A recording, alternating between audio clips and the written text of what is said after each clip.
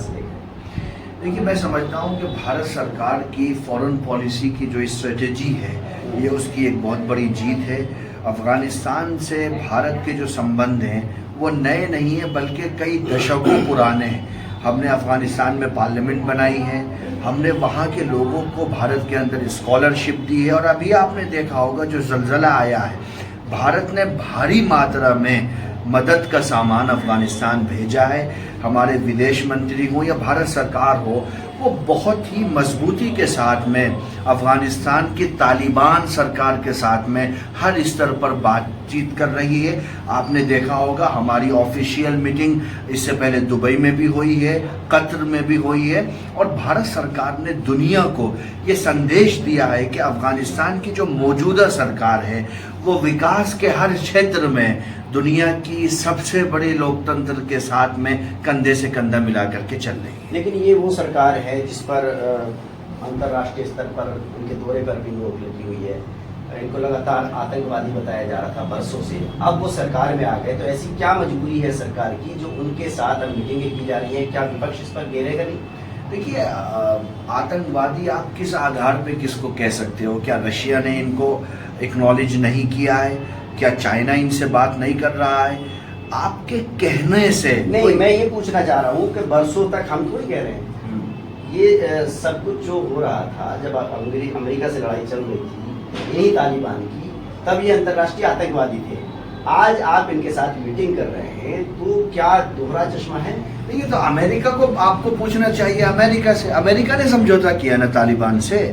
America समझौता करके जो डेडलाइन थी उससे पहले चला गया, और तो कतर में वो पूरा राजनीति में ये है कि जिसको अमेरिका आतंकवादी कहे उसको आप भी आतंकवादी कहेंगे, जिसे अमेरिका दोस्त कहे उसे आप भी दोस्त कहेंगे। भारत ने तो अपनी जो विदेश पॉलिसी है उसके अकॉर्डिंग आप देखेंगे भारत इनसे बहुत पहले से जुड़ा हुआ है। भाई, इससे पहले की जो सरकार थी वो भी भारत के साथ अच्छे उसके संबंध थे। अशरफ गनी की सरकार थी, उसके पहले हामिद करजई की सरकार थी, और आप देखेंगे तालिबान की सरकार आई तो भारत के उससे भी संबंध है। अब हमारे देश के छुट भैये चिंटू अगर कोई भाषण करते हैं तो अब उसका तो कोई असर नहीं है। आप देखिए कि इतना स्ट्रॉन्ग रिलेशनशिप अफगानिस्तान के साथ हमारी है कि उनके विदेश मंत्री करीब 5 दिनों की आधिकारिक यात्रा पर दिल्ली पहुंच चुके हैं। तो मैं समझता हूं हमारे संबंधों की बहुत बड़ी जीत है, और अफगानिस्तान और भारत के दोनों जगह के नागरिकों के लिए शुभ संकेत है।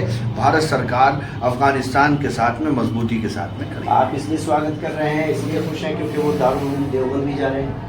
देखिए, ये तो आज ही सूचना मिली है। सुबह में कुछ पत्रकारों ने इस न्यूज़ ब्रेक की है, और दारुल उलूम देवबंद और अफगानिस्तान के संबंध बहुत पुराने हैं, और ये एक ऐतिहासिक संबंध है। आपको मालूम होना चाहिए कि रेशमी रुमाल की जो तहरीक थी वो दारुल उलूम देवबंद से चली थी, मौलाना महमूद हसन देवबंदी की। और रेशमी रुमाल तहरीक के जो सर्वा थे, भारत की आज़ादी के लिए उन्होंने अफगानिस्तान में जाकर के एक जिला वतन हुकूमत बनाई थी, और राजा महेंद्र प्रताप जी को उसका अध्यक्ष बनाया था। तो दारुल उलूम देवबंद के और अफगानिस्तान के संबंध उतने पुराने हैं ऐतिहासिक रूप से कि भारत से अंग्रेजों को भगाने के लिए जो दारुल उलूम देवबंद ने शमा जलाई थी, उस शमा से ये रिश्ते जुड़े हुए हैं। तो मैं समझता हूँ कि ये तो एक ऐतिहासिक चीज़ है, और अगर वो जा रहे हैं तो डेफिनेटली उन रिश्तों को मजबूत करने के लिए जा रहे हैं। तो मैं इनको इससे खुशी। देखिए, भारत सरकार के मेहमान हैं।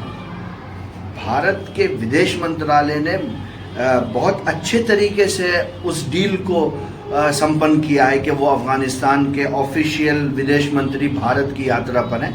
तो भारत सरकार की एक स्ट्रेटेजिक जीत है। मैं तो समझता हूँ बहुत अच्छी चीज़ है, शुभ संकेत है। समय समय पर भाजपा के नेता दारुल उलूम देवबंद पर निशाना साधते रहे हैं। देखिए, मैं भारत सरकार अफगानिस्तान के विदेश मंत्री को स्वागत कर रही है और वो दारुल उलूम देवबंद भी जा रहे हैं। अब साहब, तो क्या ये तो आपको भाजपा के नेता ही बता पाएंगे, ये तो मुझसे रिलेटेड क्वेश्चन नहीं है। लेकिन आसाम के मुख्यमंत्री समेत देश के अलग अलग राज्यों के मुख्यमंत्रियों को सोचना चाहिए कि हमारी सरकार अफगानिस्तान की तालिबान सरकार के साथ ऑफिशियल बातचीत कर रही है, और हमारे इंटरनल किसी नेता की तरफ से कोई ऐसा बयान नहीं आना चाहिए जिससे भारत की विदेश नीति पर कोई असर